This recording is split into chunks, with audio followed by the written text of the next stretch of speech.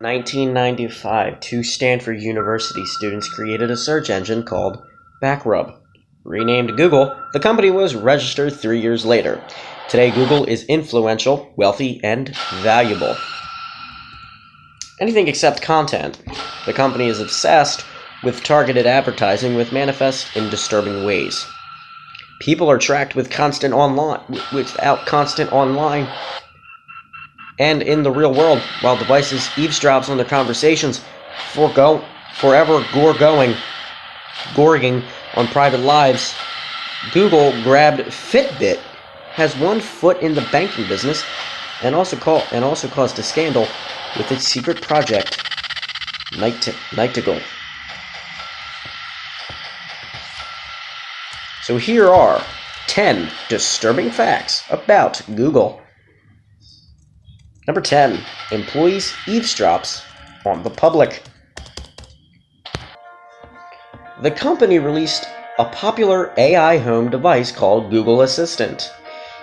A verbal command activates the system and tells it to record an audio file. In 2019, a leak released recordings of unsuspected Dutch speakers. The Belgium public broadcaster VRT analyzed around 1,000 clips. Disturbingly, over 153 were accidentally captured. The owners had triggered Assistant without meaning to. Really confidential information was taped and transferred to Google. Indeed, some of the files contained names, addresses, and some people even discussed their sex lives. When confronted, Google admitted it was a security breach, one that enabled its contractors to listen to private discussions without consent.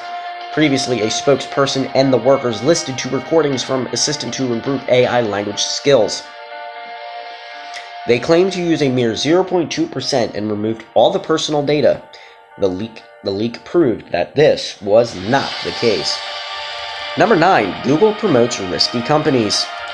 Many people trust Google when they search for investment opportunities, but a consumer watchdog called Which found the trust was misplaced. Savers who searched for things like Cash is a Comparison and Best Cash ISA were shown related ads marked as promoted. The ads flogged products that promised high returns without saying anything about risk, which asked volunteers who were really looking to invest to view the premium ads. Less than a third opted for trusted companies. Worryingly, 34% picked unknown films with high returns. The two companies involved gave little to no information about any risk involved. There was no warning from Google either, which was not alone after concluding that Google cared more for paid ads than customer protection. On a previous occasion, the Daily Telegraph discovered that Google's algorithm led people searching for low-risk investments to high-risk films being with profits, which said that the service had already lost millions because ads hide the truth about how quickly investments can go wrong. Number 8. The ultimate stalker. Google wants to know your movements. To keep a civilized front, the company pretends to give customers the chance to opt out. Afterward, users can feel smugly anonymous. In 2018, Associated Press found that users are still tracked even when they explicitly tell Google to mind its own business. For the sake of the experiment, a team member turned off all tracking options on his phone and was shocked by how accurately his route was followed. Worse, his home address was also recorded. Whenever you open Google Maps, it records your position. So do automatic weather updates. Even just by using the search engine, a person's location is determined to a creepy degree, accurate to the square foot. Several other services on iPhones and Android devices act as a beacon for Google, betraying the user's movements and choices. Responding to AP's investigation, Google said that their policies were transparent and users could disable tracking and delete records. AP determined that nothing was transported or easy with Google. The instructions to stop tracking are difficult and confusing. Deleting records is so tedious that few would waste their time with it.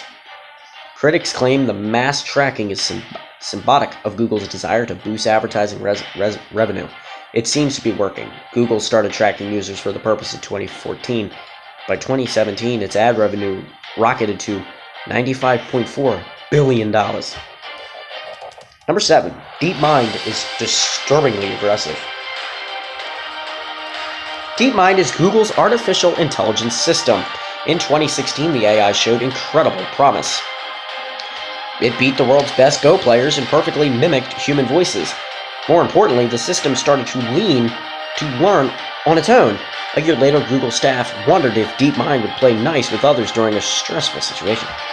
The AI psychoses blossomed. 2 agents of the AI were created to compete against each other. The game's objective was to either get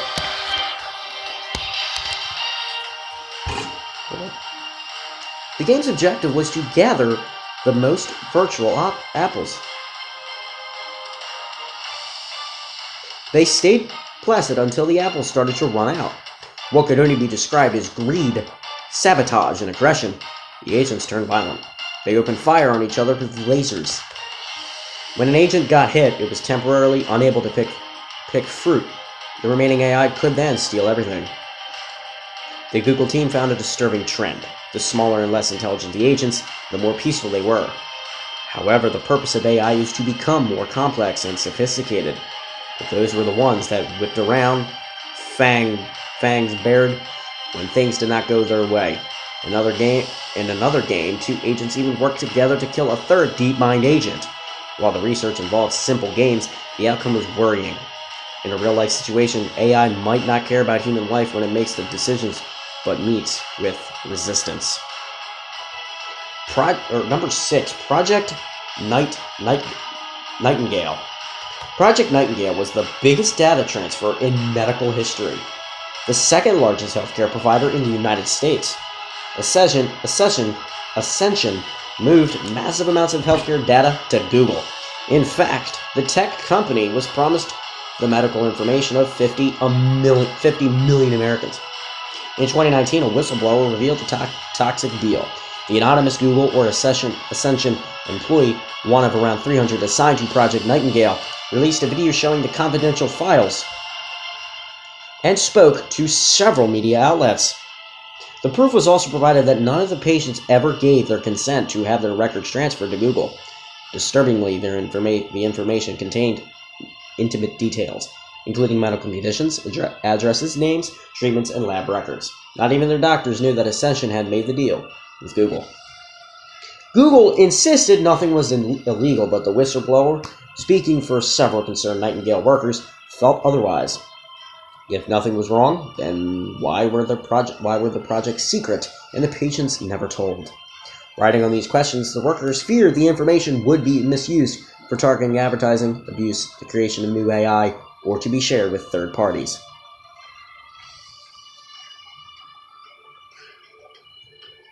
That make you scared? And that makes me feel weird. Number 5, Kashi. The day after Project Nightingale was exposed, Google made an ironic announcement. Despite the gross breach of trust with millions of people's medical data, the company said it was moving into banking. Trust them with your money and financial information. I wouldn't. Sorry, I didn't see that. The track record of tech giants taking on the banking industry is dismal.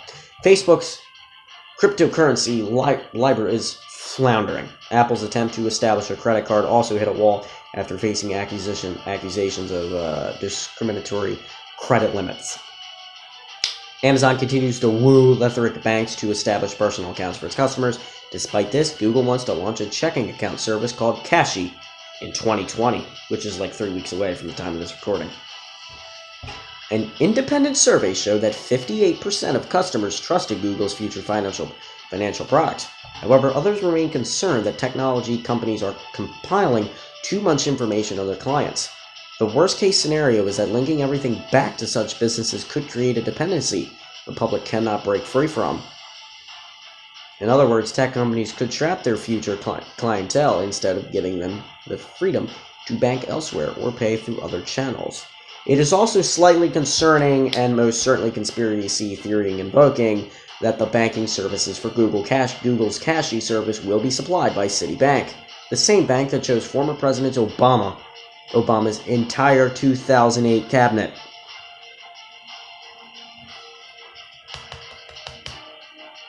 Number 4, the Fitbit takeover. Fitbit's story is a fairy tale. Not the Disney version, but the original tales where everything ended badly. When the wristband was introduced, it turned into a fashionable health accessory. Millions of people could track their weight loss, movements, and sleeping patterns and heart rate, among other things. In 2015, Fitbit suffered a disastrous public listing. For years afterward, sales dropped, and the firm buckled under stronger competitors like the Apple Watch. In 2019, Google once meandered into the health industry in a takeover that cost $2.1 billion. The company was a step closer to assessing Fitbit under personal health data. Considering Nightingale, this was not the best news. In fact, the move caused such alarm that Google was concerned by regulators. Cornered, I mean. The Information Commission's Office, ICO, and Competition and Markets Authority, CMA, responded after Tom Watson, the Labor deputy leader, complained to them about what he called a data grab. While the investigation is ongoing, Fitbit said the merger would not allow user information to be abused for ads. However, a former Google employee on the company's privacy team said the accusation was primarily motivated to get the private details collected by the wristband. Google is already guilty of amassing information from people's browsing habits, just to zap them with ads. For this reason, the Fitbit denial is plausibly a big fat lie. Number 3, Google versus 50 attorney generals. In 2019, the company was slapped with an historic investigation. A group of 50 attorney generals from Washington, D.C., 48 states, and Puerto Rico accused the tech giant of causing an existential threat to smaller internet retailers in the U.S. How exactly? By hogging detail advertising and skewing sales in its favor through the use of its search engines and link placements.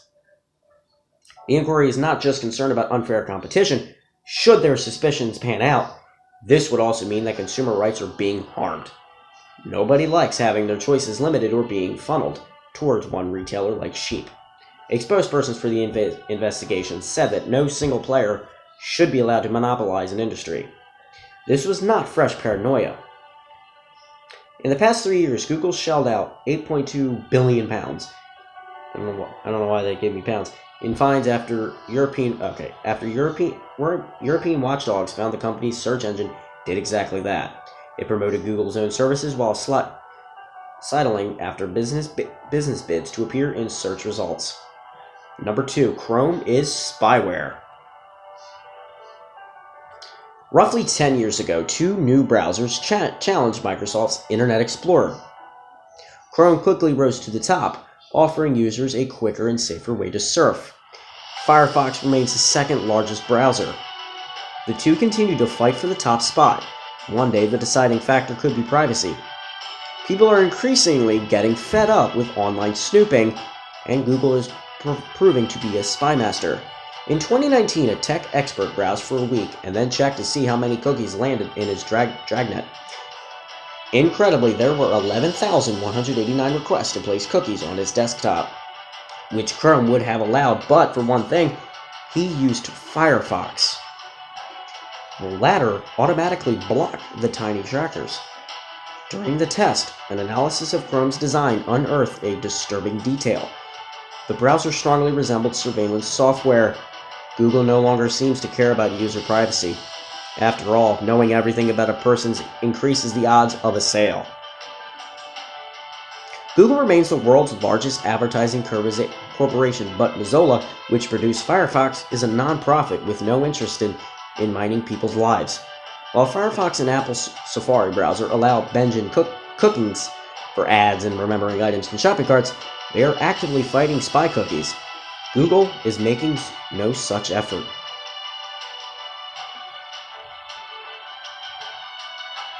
And number 1, Google strangled Amazon's Fire OS. As far as retail giants go, Amazon is a titan. As its influence grew, Amazon decided to break into the smartphone business. Their designers created an operating system called Fire OS. In 2012 and 2013, the company tried to license the system, which interested several manufacturers. After all, it was a highly modified version of Android. Not amused by the new rival, Google kicked Amazon where it hurt. It basically held the manufacturers hostage. Should they accept a deal with Amazon, they could not run Fire OS on any products. They risked losing the right to sell Android phones that came with the important Google apps. Effectively, Google's Android licensing practices have closed the market except for one company, itself.